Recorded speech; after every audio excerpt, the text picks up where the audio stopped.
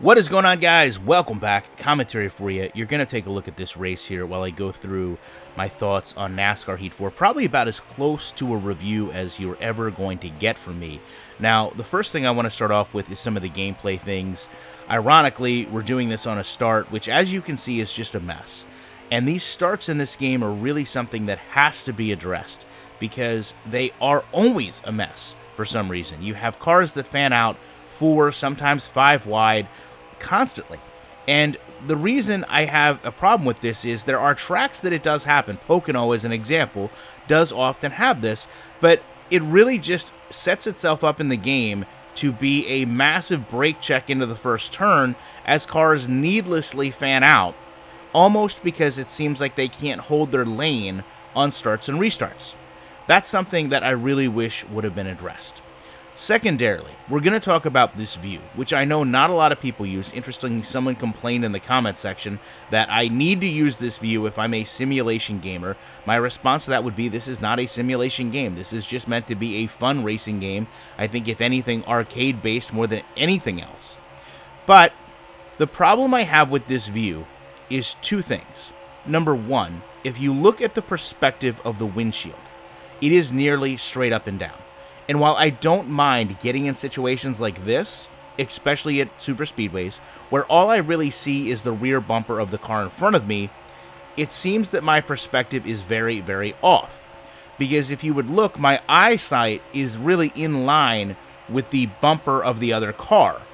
So you can only assume that would put the driver's face right at that bumper level, which if you look at the actual car, would mean your head would basically be where what? The fuel goes in, which we all know is not correct at all. So the driver's head would literally be like a foot above that. So it seems like you're infinitely too low in the car, number one.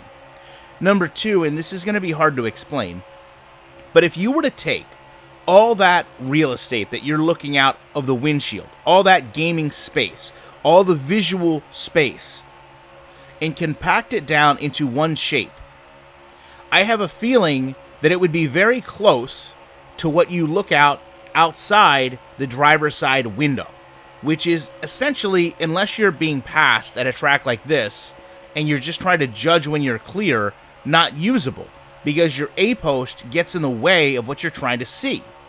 So it really irritates me that I'm looking at way too many things I don't need to look at. I don't need to see my driver's wrists. Hands, perfect. I don't need to see the full arm. I don't need to see my radio controls. I don't need to see the dead space between the knee knocker and the driver's legs. Move the camera up so I can see more out the windshield, and maybe this view would be more widely accepted. Push the car forward to the driver. That way you don't have, 6 stitchings of the window net that are essentially unusable. Even in a situation like this, what can I really do judging where I am in terms of Kurt Busch's car? I can't do anything with that.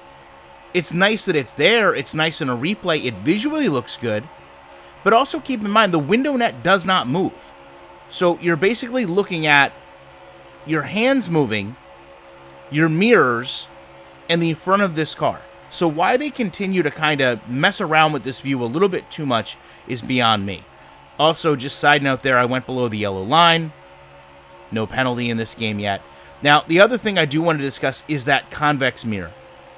The reason I have a problem with that convex mirror is I understand that they are distorted intentionally because, to be honest, they're distorted mirrors. However, this mirror is in a position where it is literally not usable. Even as I pass cars, you cannot use it to actually define where you are on the track like you can the rear mirror, which, in my opinion, should be just a little bit longer and maybe separated to show left, right, and center. So I like the concept that they're putting in that mirror, but its usability is very poor. Now let's talk about gameplay. Gameplay-wise, they made this game a lot easier to drive, which I'm fine with. However, there's no discernible skill gap that takes place. When you go to a track that has 550 horsepower or 750 horsepower in NASCAR, you don't feel any difference between the cars. When you go from a track like Darlington, which is notoriously difficult to drive, to a track like Charlotte, which is easier to drive, you don't really see any difference. And that presents a problem to me as a gamer, whether you're a novice or whether you're an expert. You want to have the challenge of those tracks reflected in how you have to either A, learn them, or B, drive them. So it damages both sides. When you are a gamer and you want to race online at a difficult track, you're almost forced going to a road course. And when you're a user going through a season, it's harder to enjoy because every track is essentially driven the same way, and not one of them presents a discernible, change from one to the next. You don't look at Texas any different than you would say look at Dover. You may struggle in certain tracks because your car is not built for them, but you don't struggle because the track is harder to drive. You struggle because the car is just slower than it should be because you have a mismatch on your chassis. Aside from that, that also means you could go and load up the game and run in any series, take a, top-tier car, and have no real challenge presented to you other than just having to learn different turning points and when to let off the throttle. That is not how real racing is done. The last thing I want to talk about is the career mode, which I championed last year. And it's ironic that they put more things into it this year. But the progression is one thing that has to be worked on. Because even a novice fan is going to know that this is not the way real racing works. Now, I get it. They are trying to create a compelling game that has replay value. No one wants to sit through 5 dirt seasons to get one opportunity in a poor quality truck series ride. But anyone that even follows the sport passively knows that driving a few dirt races, even if you dominate them, is not going to garner you getting a call from any truck or Xfinity Series team. Yet they continue to push this game model of you ran a limited dirt season, you then went in and ran a couple dirt races in a season, and then now you've got truck teams calling you. The other real challenge with that game mode is, in a way, despite everything they've added to it, like the availability of having your car not completely go down to zero every time you run a race if you run clean, so almost rewarding you for being a better driver, which is fantastic. There's a regression in the screens, and it's something I truly don't understand. Because as far as the game last year, you had an animated sequence while you were going through your teams, and you could watch the cars not be worked on, but you could watch your team in the background. This year, they've removed that essentially and made what is a text-based background. So a game mode that you're now wanting to spend more time in, from the developer standpoint, because they put more into it, has now regressed to a less interactive experience because you're just staring at text. Now, if this had been inverted, if you had went from all text last year to an animated background this year, you can essentially look at it and say, not only did they add to the visuals, they also added to the meat of the game, or the depth of the game, and you now want to play it more. So for them to go backwards was just a little bit confusing to me, because I'm left now wanting what I had before, despite depth that wasn't always there in the past. So this game still has a long way to go in terms of becoming a great racing game.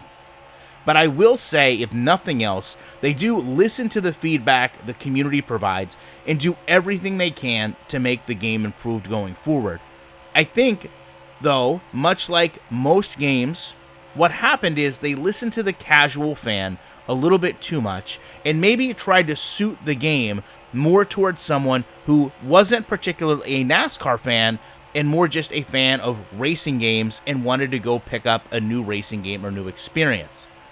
With a sport like NASCAR having the trouble it has, not just in audience retention, but obviously fan support, I don't think you're going to have somebody just haphazardly pick up a NASCAR game and say, you know what, let me give this racing game a try. Instead, I think you're going to have a lot of fans that want to play the game. And unfortunately, the more they try to steer towards casuals, making the game easier to drive, easier to get an advanced series, and easier to play, the more you're going to push away that hardcore fan base, which, to be fair, has been known to not only continually buy and support games for decades on end. Love to know what you guys think about this. And I guess as one final point, this was way too easy to come from the back to the front. And I did so with no real drafting from my teammates as I was in the Wood Brothers car. So, with that said, appreciate you guys watching this video, and you know I will be back in the week with more commentary.